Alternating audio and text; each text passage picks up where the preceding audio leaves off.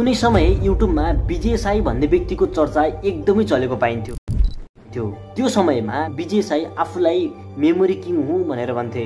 मतपेटिका छोएकै भरमा कसले जित्छ र कसले हार्छु भन्ने कुराहरू गर्थे। आफूमा दैवी शक्ति भएको कारणले गर्दाखेरि ठुला पुस्तकहरू सजिलैसँग छोएकै भरमा पढ्न सक्ने र याद गर्न सक्ने र लेख्न सक्ने भन्ने कुराहरू गर्थे। के उनले 3 करोड नेपाली जनतालाई चुतिया बनाउन खोजेका हुन् या उनले गरेका ती डेमो र उनका चमत्कारहरू सही हुन्? आउनुहोस् आजको भिडियोमा जान्ने कोसिस गरौँ। नमस्कार, मेरो नाम हो निराजन अधिकारी। तपाईँ हेर्दै हुनुहुन्छ सुनौलो कुरा हो। तिनै विजय साईको बारेमा सानो भिडियो ल्याएर आएको छु। अन्तिमसम्म भिडियोलाई हेर्नुहोला, च्यानललाई सब्सक्राइब गर्नुहोला, फेसबुक पेज सुनौलो कुरालाई फलो गर्नु नबिर्सनु होला है त। आउनुहोस् सुरु गरौँ आज। कर्णालीको दुर्गम भेग कालीकोट जिल्लाका स्थायी बासिन्दाका रूपमा चिनिने विजय साई आफूलाई मेमोरी किङ हुँ र आफूले आविष्कार गरेको फर्मुलालाई सम्पूर्ण नेपाली जनताहरूलाई बाँड्ने र उक्त नेपाली जनताहरूलाई शिक्षित बनाउने उनी प्रण गर्छन्। आविष्कार गरेको छु, त्यो फर्मुलाले सम्पूर्ण नेपालीहरूलाई योग्य दक्ष।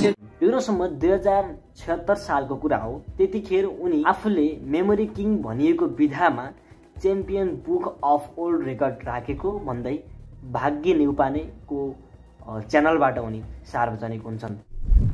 त्यसपछि उनी धेरै सेलिब्रिटीहरूसँग मिल्छन्।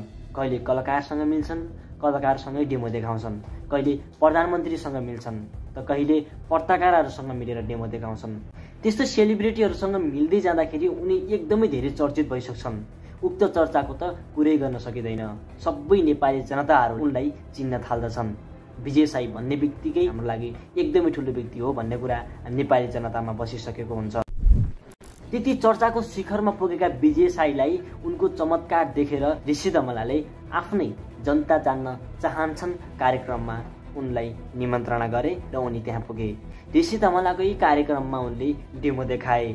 उनले 3 मिनेटमा महाभारत र 5 मिनेटमा नेपाली शब्दकोश पढेर सके। 126। वाह वाह विजय दी, कांग्रेचुलेसन ग्रेट सक्सेसफुल पर्सन। ऋषि दमलाको कार्यक्रम सकिसकेपछि केही दिनपछि विजय साई रिपोर्टर्स क्लबले आयोजना गरेको कार्यक्रममा उपस्थित भए।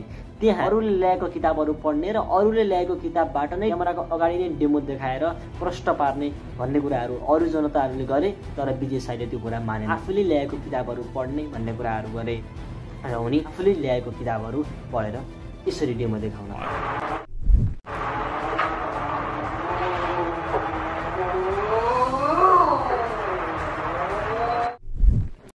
यदि उनीमा साँच्चीकै त्यो क्षमता थियो भने उनले रिपोर्टर्स क्लबको अगाडि क्यामेराको अगाडि डेमो देखाउन सक्थे। त्यसपछि उनले गरेको त्यो फ्रडको धन्दा थाहा भइसक्छ।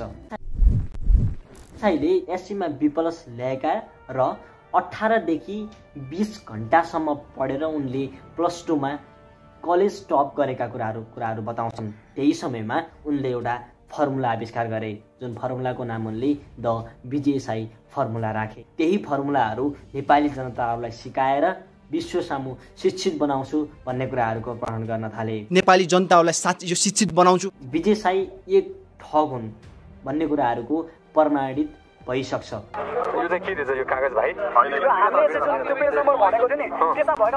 विजय साईले 3 करोड नेपाली जनतालाई मात्र ठगेनन्। विजय साईले 5 पटकसम्म ओल्ड रेकर्ड राखेका स्ट्रङ मेमोरी पावर भएका अमेरिकी नागरिक नेसनल डेलिसलाई समेत उनले ठगिदिए। Touching the line, right? There's like a little gap there. Am I crazy? No. This is what he gave me. Yeah. No gap. State appending to economy, it is the IRO major account of. Sir. Very nice. Thank you, sir. Thank you, sir. So, wow. Yes, America. Yeah. युट्युबमा यो video सार्वजनिक भइसकेपछि उनले सिङतिर हेरेर mobile फेरि check गर्छिन्। अब Nelson फेरि 269 पेज मेमोराइज गर्न दिन्छन्। अब उनी चर्को आवाजमा कराउँदै पढ्न थाल्छन्। त्यति बेला त्यहाँ रेकर्ड भइरहेको हुन्छ। नेपाली जनताहरूलाई थाहा भयो कि विजय साई एक फ्रड हो।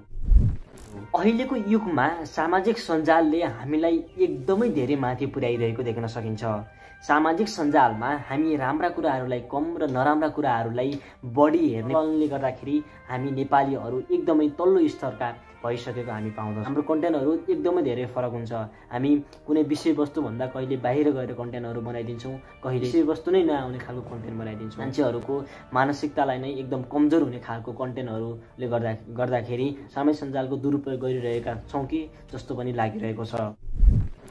विजय साई एकैले मात्र त्यो फ्रड काम गरिरहेका होइनन्, अरू व्यक्तिहरूको पनि हात रहेको देख्न सकिन्छ। उहाँले भन्नुभयो कि यो किताबको विषयमा कुरा गरौँ, यो विषयमा भोलि मात्रै अहिलेको समयमा विजय साई जस्ता फ्रड व्यक्तिहरूले गर्दाखेरि हाम्रो समाजमा केही राम्रो गर्छु र राम्रो गरेर सञ्जालमा सार्वजनिक हुन्छु भन्ने कुराको एउटा आत्मबल भएका व्यक्तिहरू अब पछाडि पढ्ने हुन् कि भन्ने कुराहरू पनि लागिरहेको छ।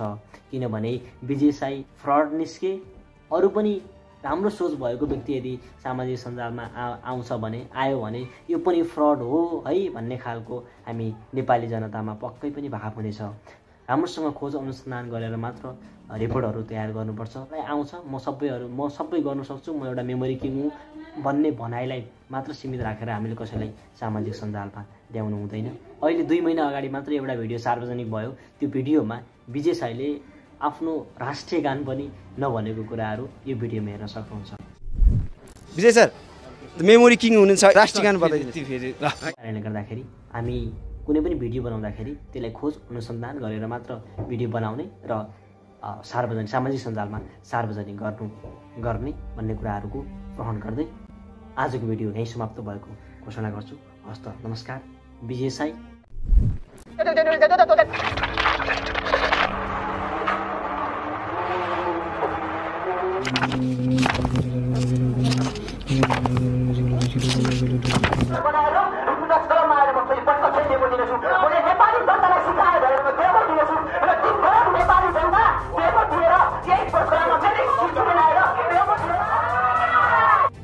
Is a scam artist and a fraud.